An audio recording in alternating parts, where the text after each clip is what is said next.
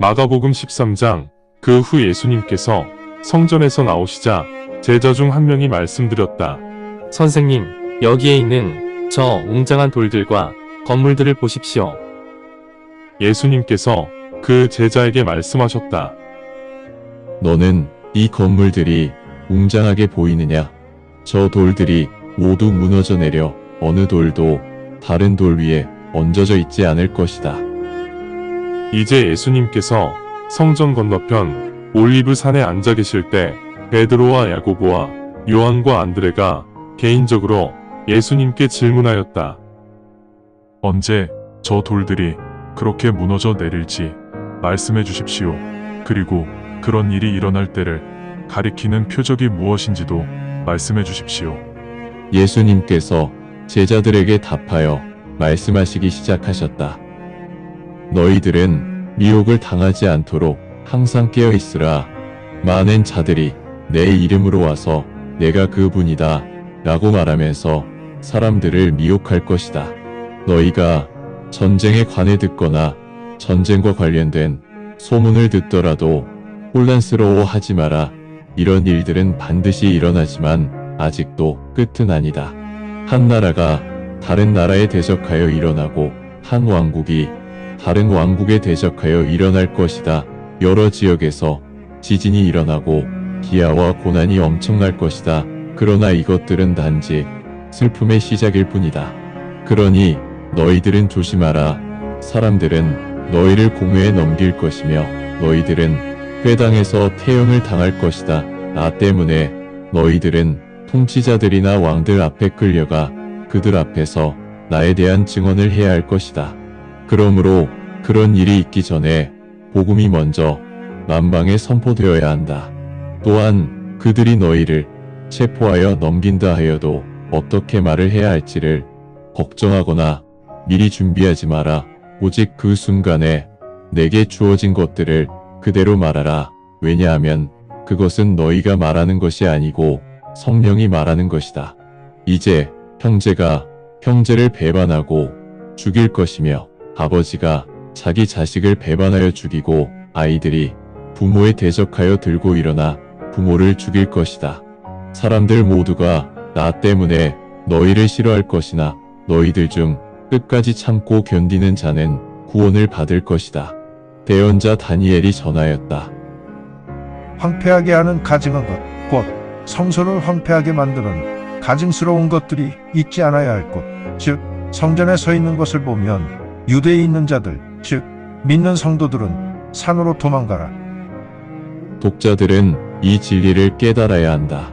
지붕 위에 있는 자들은 집으로 내려가지도 말고 물건을 가지러 집 안으로 들어가지도 말라. 밭에 있는 자들은 의복을 가지러 집에 돌아가지 마라.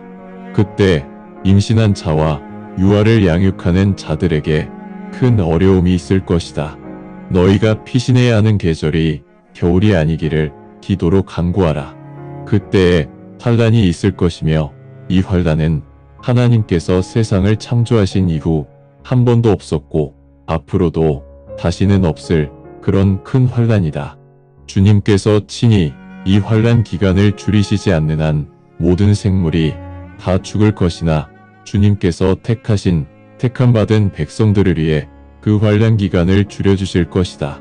그때 누가 내게 보라 여기 그리스도가 계신다 라고 말하거나 보라 그리스도가 저기 계신다 라고 말하면 믿지 마라. 왜냐하면 거짓 그리스도와 거짓 대언자들이 많이 나타나 일반 사람은 물론 택함 받은 사람들까지도 최대한 미혹하기 위해 표적과 이적을 보여줄 것이다. 오직 깨어 있어야 한다. 내가 미리 이 일에 대해 모두 말하였음을 너희가 알아야 한다. 환난이 끝나면 태양이 어두워지고 달이 빛을 잃으며 하늘의 별들이 떨어지고 우주의 힘이 흔들릴 것이다. 그 후 사람들은 인자가 위대한 권능과 영광 가운데 구름을 타고 오는 것을 보게 될 것이다. 또한 인자는 천사들을 보내 사방에 흩어져 있는 택함 받은 사람들 곧 땅의 가장 먼 끝부터 하늘의 가장 먼 끝까지 그 사이에 흩어져 있는 택함 받은 사람들 모두를 거두어 드릴 것이다. 이제 무화과나무의 우화를 통해 너희는 배워야 한다.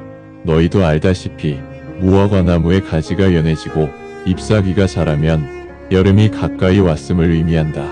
마찬가지로 이런 일들이 일어나면 너희는 그때가 문 앞에 가까이 왔음을 알아야 한다. 내가 분명히 너희에게 말하노니 이 세대, 즉 교회 시대가 사라지기 전에 이런 모든 일들이 일어날 것이다. 하늘과 땅이 사라질 것이나 내 말씀은 결코 사라지지 않을 것이다. 그러나 아무도 그 날과 그 시각을 모른다. 천국의 천사도 모르고 하나님의 아들도 모르고 오직 하나님만 알고 계신다. 조심하라. 항상 깨어 있으라. 기도하라. 너희는 그 날이 언제 올지 모른다. 그 일은 마치 하인들 각자에게 모든 권한을 위임하고 문지기에게 문을 지킬 것을 명한 후 집을 뒤로 한 채 먼 곳으로 떠난 집주인과 같다. 그러므로 조심하라. 내 주인이 언제 돌아올지 너희들은 모른다. 저녁에, 한밤중에, 수탉이 우는 새벽에, 아니면 아침에 언제 돌아올지 너희들은 모른다. 갑자기 주인이 오는 경우에도 너희는 잠자는 모습을 주인에게 보이지 않도록 하라. 그래서 내가 너희에게 말하노니 항상 깨어 있으라. 마가복음 14장. 이틀 지나면 유월절과 무교절, 곧 누룩이 들어있지 않는 빵을 먹는 절기이다. 수제사장들과 서기관들은 예수님을 어떻게 붙잡아 죽일지 그 음모를 꾸미고 있었다. 그때 그들이 서로 말하였다. 사람들이 저항하며 들고 일어날 수도 있으니 무교절 기간은 피하자. 예수님께서 베다니에 있는 나환자 시몬의 집에서 탁자에 앉아 계시는데 한 여인이 매우 비싼 나드 향유가 들어있는 옥합을 가지고 와서 옥합을 깨뜨린 후 그 향유를 예수님 머리에 부었다. 그러자 그곳에 있던 사람들 중 일부가 분개하며 말하였다. 왜 이 비싼 향유를 낭비하는지 모르겠다. 저 향유를 팔면 최소 300데나리온 이상은 받을 수 있을 것이고 그 돈을 가난한 사람들에게 주면 더 좋을 것인데 말이다. 그렇게 말하면서 그 여인을 냉정하게 비난하였다. 그러자 예수님께서 말씀하셨다. 이 여인이 하는 일을 상관하지 마라. 왜 이 여인을 괴롭히느냐? 이 여인은 나를 위해 선한 일을 하였다. 너희가 가난한 자들과는 항상 같이 있으니 원할 때마다 그들에게 선한 일을 할 수 있다. 그렇지만 내가 너희와 항상 같이 있는 것은 아니다. 이 여인은 할 수 있는 것을 다 하였다. 이 여인은 나의 장례를 위해 미리 내 몸에 향유를 부은 것이다. 내가 너희에게 분명히 말하노니 온 땅에 복음이 선포되는 곳마다 이 일을 전하여 이 여인을 기념하도록 하라. 그 무렵 12제자 중 한 명인 가룟 유다가 예수님을 배신하고 넘기기 위해 수제사장들에게로 갔다. 수제사장들은 이를 듣고 기뻐하며 유다에게 돈을 주겠다고 약속하였고 유다는 어떻게 해야 쉽게 예수님을 배신하고 넘길지 궁리하였다. 이제 무교절 첫날이 되어 사람들이 유월절 어린 양을 죽이는 때에 제자들이 예수님께 물었다. 저희가 어디로 가서 유월절 식사를 준비할까요? 예수님께서 제자 2명을 보내시면서 말씀하셨다. 마을에 들어가면 무주전자를 들고 가는 한 사람을 만날 것이다. 그를 따라가라. 그가 들어가는 집에 가서 그 집 주인에게 물어보아라. 선생님께서 제자들과 함께 유월절 식사를 하실 손님용 방이 어디에 있습니까? 그러면 주인이 너희들에게 큰 다락방을 보여줄 것이고 음식과 식기들이 준비가 되어 있을 것이다. 그곳에서 우리를 위해 준비하라. 그래서 제자들이 밖으로 나와 마을로 들어갔으며 예수님께서 말씀하신 대로 되어 있음을 확인하였다. 그들은 유월절을 그렇게 준비하였다. 저녁이 되어 예수님께서 12제자와 함께 오셨다. 이제 그들이 앉아 식사를 할 때 예수님께서 말씀하셨다. 내가 너희에게 분명히 말하노니 나와 같이 식사하는 너희들 중 한 명이 나를 배신할 것이다.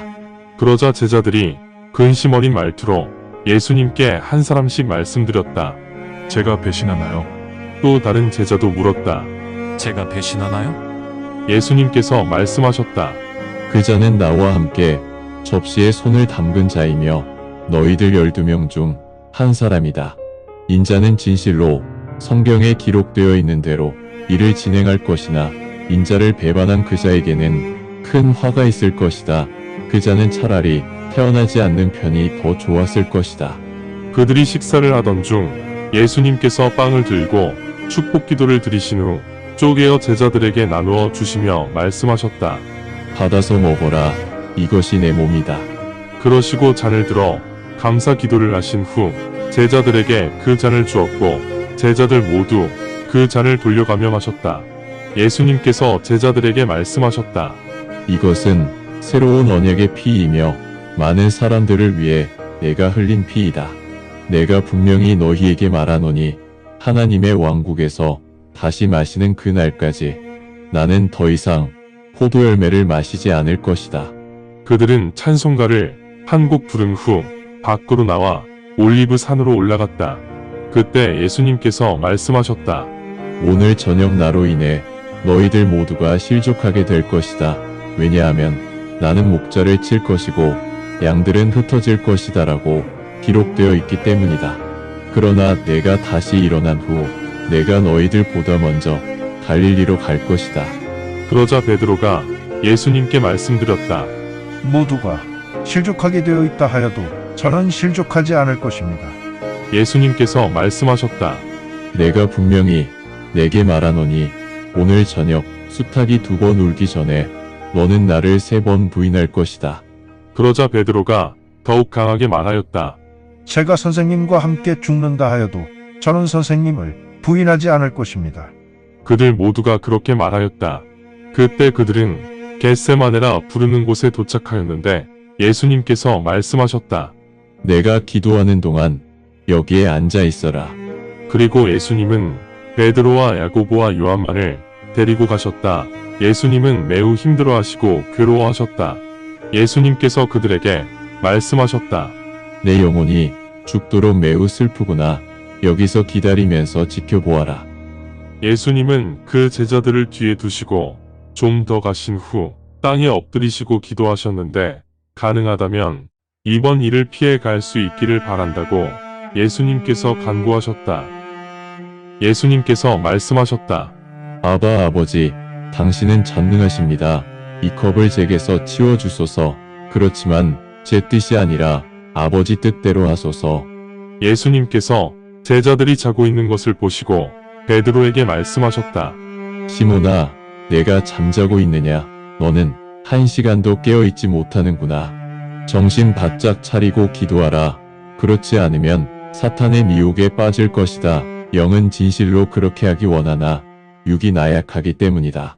예수님께서 다시 가셔서 기도하셨고 돌아오셔서 또 같은 말씀을 하셨다. 예수님께서 돌아오셔서 보시니 제자들은 여전히 자고 있었다. 왜냐하면 그들의 눈이 너무 무거웠기 때문이다. 그들은 예수님께 무슨 말을 해야 할지 몰랐다. 그 후 예수님께서 3번째 오셔서 제자들에게 말씀하셨다. 너희는 아직도 잠자며 휴식을 취하고 있느냐? 이제 충분하다. 그 시간이 왔다. 이제 보아라. 인자가 배신을 당하여 죄인들의 손에 넘어갈 것이다. 일어나 가서 보자. 내 배신자가 왔다. 예수님께서 말씀하시고 계시는 중에 12제자 중 한 명인 유다가 수제사장들과 서기관들과 장로들이 보낸 무리들과 함께 왔는데 그들은 칼과 몽둥이를 들고 있었다. 이제 예수님의 배신자가 그 무리에게 신호를 보내며 말하였다. 내가 입맞춤하는 사람이 그자이니 그를 붙잡아 잘 데려가시오. 유다는 도착하자마자 바로 예수님께 다가가 말하였다. 랍비여, 랍비여. 그러면서 예수님께 입맞춤하였다. 그때 그 무리가 예수님을 붙잡았는데 그곳에 서 있던 제자들 중 한 명이 칼을 뽑아 대제사장 하인을 내리쳐 그의 귀를 잘랐다. 그 순간 예수님께서 그 무리에게 말씀하셨다. 너희들이 나를 잡으러 오면서 마치 강도 잡듯이 칼과 몽둥이를 가지고 왔느냐? 내가 매일 성전에서 너희들과 함께 있으면서 가르쳤음에도 너희들이 나를 붙잡지 않았지만 성경 기록들은 반드시 그대로 실현되기 때문에 너희가 나를 잡으러 온 것이다. 그때 제자들은 모두 예수님을 버리고 도망갔다. 당시 한 젊은이가 예수님을 따라가 그곳에 있었는데 그 자는 벌거벗은 몸을 암아포로 두르고 있었다. 무리의 젊은이들이 그 청년을 붙잡자 그 청년은 암아포를 벗어놓은 채 알몸으로 달아났다. 그들은 예수님을 대제사장에게 끌고 갔다. 대제사장은 모든 수제사장들과 장로들과 서기관들과 함께 모여 있었다. 베드로는 먼발치에서 예수님을 따라가 대제사장의 앞마당까지 들어가서 하인들과 같이 앉아 불을 쬐고 있었다.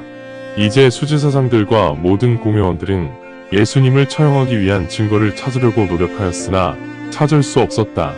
많은 자들이 예수님에 대해 거짓 증언들을 하였지만 이들의 증언이 일치하지 않았다. 그때 몇 사람이 일어나 예수님에 대해 거짓 증언을 하였다. 그들이 말하기를 우리는 저자가 나는 인간의 손으로 지은 이 성전을 허물 것이며 3일 안에 인간의 손을 빌리지 않고 다른 성전을 지을 것이다라고 말하는 것을 들었습니다. 그러나 이번에도 그들의 증언은 일치하지 않았다. 그러자 대제사장이 장중에 일어나 예수님께 물었다. 너는 왜 아무 답도 하지 않느냐? 이 자들이 너에 대해 말하는 이 증언들이 도대체 무슨 말이냐? 그럼에도 예수님은 아무 말씀도 하지 않으시고 조용히 계셨다. 대제사장이 다시 예수님께 물었다. 내가 찬양 받으실 분의 아들 그리스도가 맞는가? 예수님께서 말씀하셨다. 그렇다. 너희들은 인자가 권능의 하나님 오른편에 앉아 하늘의 구름을 타고 오는 것을 보게 될 것이다. 그러자 대제사장이 자기 옷을 찢으며 말하였다.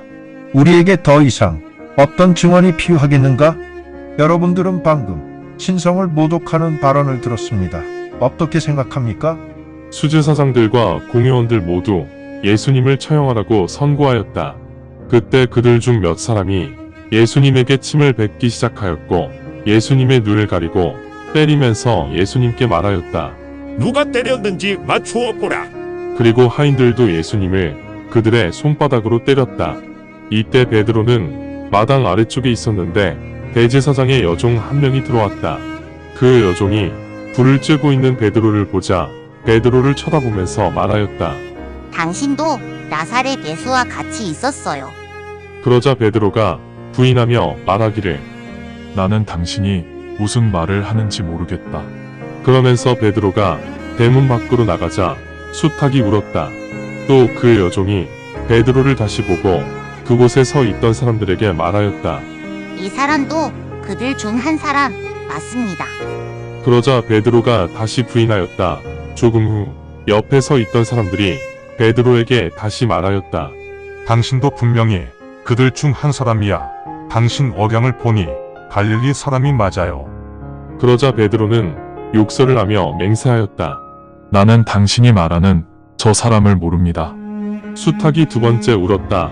그 순간 베드로에게 예수님께서 하신 말씀이 생각났다. 숱하기 2번 울기 전 너는 나를 3번 부인할 것이다. 베드로는 그 말씀을 기억하고 슬피 울었다. 감사합니다. 주님의 말씀입니다. 성경을 처음 접하는 분들에게 기존의 한글 성경은 항상 이해하기 어려운 책입니다. 그래서 영어판 NKJV 성경과 여러 주석과 참조문헌을 활용하여 내용을 전달하기 위해 쉽게 풀어 표기하였습니다. 성경을 듣고 읽을 때 주님의 영이 임재하기 원합니다. 택함을 받았으나 그 사실을 모른 채 아직 어둠에서 방황하고 있는 어린 양들이 이 동영상을 보고 들어 주님의 새 언약을 확신하고 소망함으로 하나님의 백성이 되어 주님의 나라에서 영원 무궁토록 권세를 누리며 살기를 간절히 원합니다. 아멘.